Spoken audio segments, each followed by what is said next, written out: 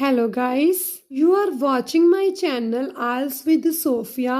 Guys, I hope that you are taking benefits from my videos which I upload on daily basis. Guys, today I am sharing with you something different and unique. I don't know that or you don't know, but I think you should know it and so that you can improve your writing module. And yesterday this thing I shared with my students who take from me online classes. Okay, so that's why I thought that I should also share with you. ਆਪਾਂ ਦੋ writing structure ਕਰਾਂਗੇ ਜਿਹੜੇ ਤੁਸੀਂ ਕੀ ਹੈਗੇ ਹੋ ਕਿ ਆਪਣੇ ਹਰ ਕਿਸੇ ਰਾਈਟਿੰਗ ਟਾਸਕ ਦੇ ਵਿੱਚ ਅਡਾਪਟ ਕਰ ਸਕਦੇ ਹੋ ਜਸਟ ਪ੍ਰੋਸੈਸ ਨੂੰ ਛੱਡ ਕੇ।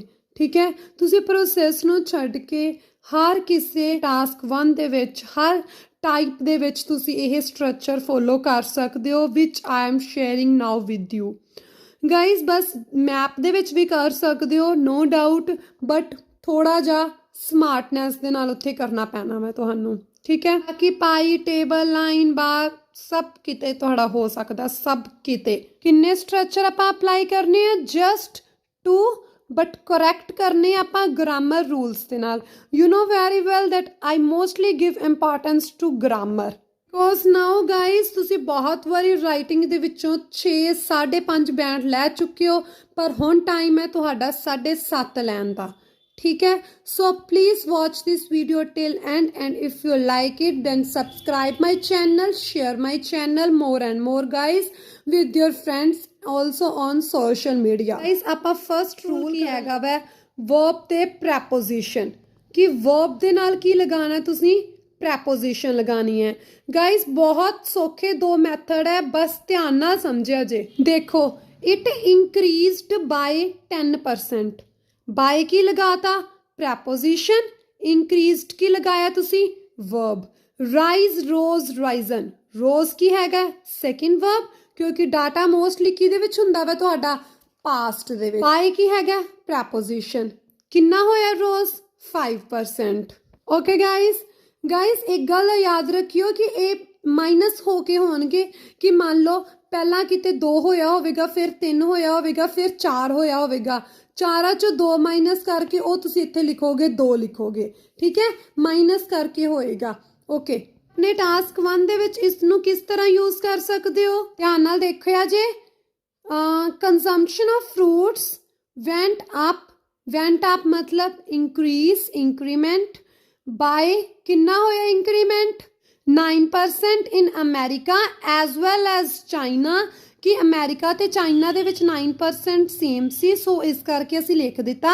ਨਾਲ ਹੀ ਅਸੀਂ ਕੰਪੈਰੀਜ਼ਨ ਕਰ ਦਿੱਤਾ ਬਟ ਡਿਕਲਾਈਨਡ, ਬਟ ਘਟ ਗਿਆ ਇਨ ਨੀਦਰਲੈਂਡ ਜਿੱਥੇ ਸੀ ਜਸਟ 2%। ਇਹਨੂੰ ਤੁਸੀਂ ਕਹਿੰਦੇ ਹੋ complex plus correct grammar, so you can easily get 7.5। Guys, now it's time to apply second rule. Second rule ਕੀ ਹੈਗਾ ਵੈ? ਹੈਲਪਿੰਗ ਵਰਬ ਲਗਾਣੀ ਹੈ, ਨਾउन ਲਗਾਣਾ ਵੈ ਤੇ ਪ੍ਰੈਪੋਜੀਸ਼ਨ ਲਗਾਣੀ ਹੈ। ਹੈਲਪਿੰਗ ਵਰਬ ਕੀ ਹੋ ਜਾਏਗਾ? was, ਕਿਉਂਕਿ ਪਾਸਟ ਹੈ। ਇੰਕਰੀਮੈਂਟ ਕੀ ਹੈ ਤੁਹਾਡਾ? ਨਾउन ਤੇ ਪ੍ਰੈਪੋਜੀਸ਼ਨ ਕੀ ਹੈ? of, ਮਤਲਬ ਕਿ ਇੰਕਰੀਮੈਂਟ ਹੋਇਆ ਕਿੰਨੇ ਦਾ ਹੋਇਆ? ਦਾ। ਕਿੰਨੇ ਦਾ ਹੋਇਆ? of ਦਾ। ਠੀਕ ਹੈ, 12% ਦਾ ਹੋਇਆ ਸੀ। was ਕਿੰਨੇ ਦਾ ਘਾਟਾ ਹੋਇਆ ਸੀ? 17% ਦਾ ਹੋਇਆ ਸੀ। ਠੀਕ ਹੈ, was of the. Guys I think ਤੁਹਾਨੂੰ ਸਮਝ ਲੱਗਦੀ ਹੋਵੇਗੀ ਮੇਰੀ।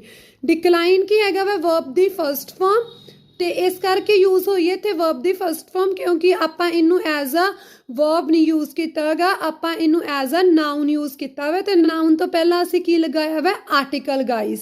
ਠੀਕ ਹੈ, was ਸ਼ੋ ਕਰਦਾ ਪਿਆ ਵਾ ਕਿ ਇਹ ਸੈਂਟੈਂਸ ਕਿਸਦੇ ਵਿੱਚ ਹੈ? ਪਾਸਟ ਦੇ ਵਿੱਚ। ਤੁਸੀਂ ਇਹਨੂੰ ਆਪਣੇ ਰਾਈਟਿੰਗ ਟਾਸਕ 1 ਦੇ ਵਿੱਚ ਕਿੱਦਾਂ ਲਿਖ ਸਕਦੇ ਹੋ? ਵਰਕਰਸ ਪਲੂਰਲ ਹੈ ਇਸ ਕਰਕੇ ਵਰ ਲੱਗਿਆ।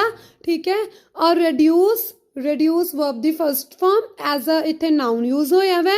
ਆਫ 30% ਵਰਕਰਸ ਘਟ ਗਏ ਸੀ ਕਿੱਥੇ? In the cloth factory of Ludhiana, whereas ਜਦ ਕਿ ਜਲੰਧਰ ਦੇ ਵਿੱਚ ਕਿੰਨੇ ਸੀ?